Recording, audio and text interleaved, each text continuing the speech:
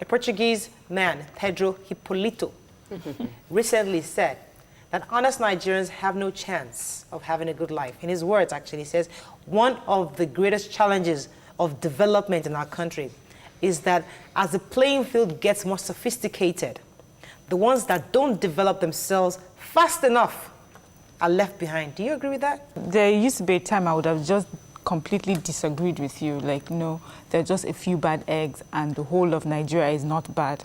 But I have seen a few things, you know, in simple things really that makes me question my belief that maybe I'm wondering, are most Nigerians bad? So I'll give you small examples. I'm teaching my children in the car about stopping at the traffic lights. And then cars zoom past us. And my children are looking shocked, like, why are they doing that?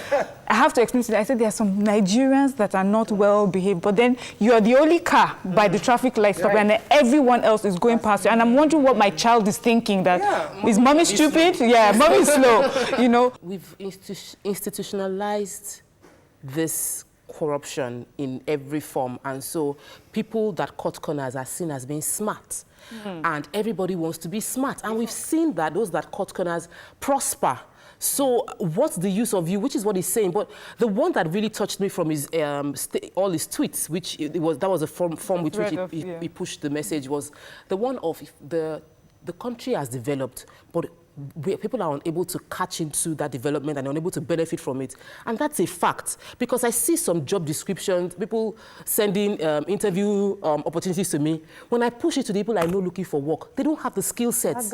We need to reintroduce values into the country.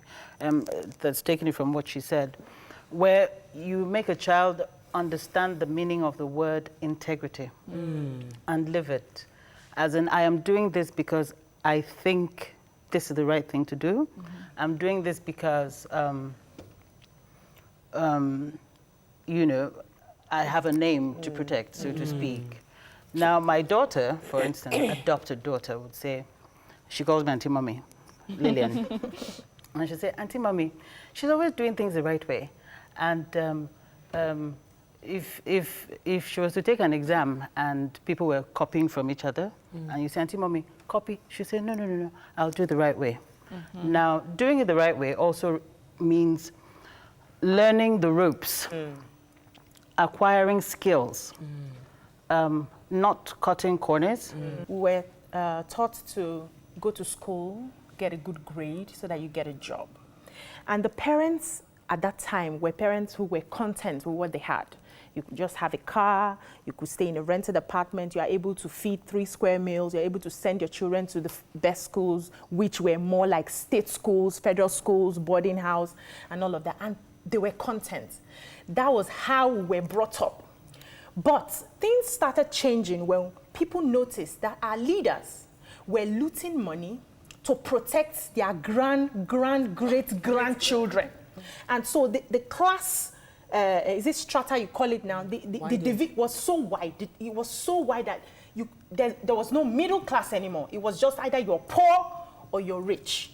And then people started, yes, people started, okay, since my leaders are doing this, I have to protect myself. And even in companies. Let me share a story with you, because I used to work in a company and I just tried to not say exactly how it is, so people don't know what I'm talking about. But I was handling an account for a church. I think I've shared this story before. For a church. And the account was such that I was liaising with the head of the big church, the pastor's PA. She gave me the job. I did the job. And she paid me in full, and I was done. I don't know what happened between her and the pastor, but the pastor then called me and expected me, because I think she defrauded the church and collected more money. So I think they paid me 90,000. Maybe she got about 300,000 from the church.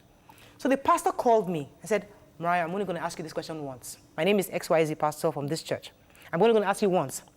How much did we pay you for this job?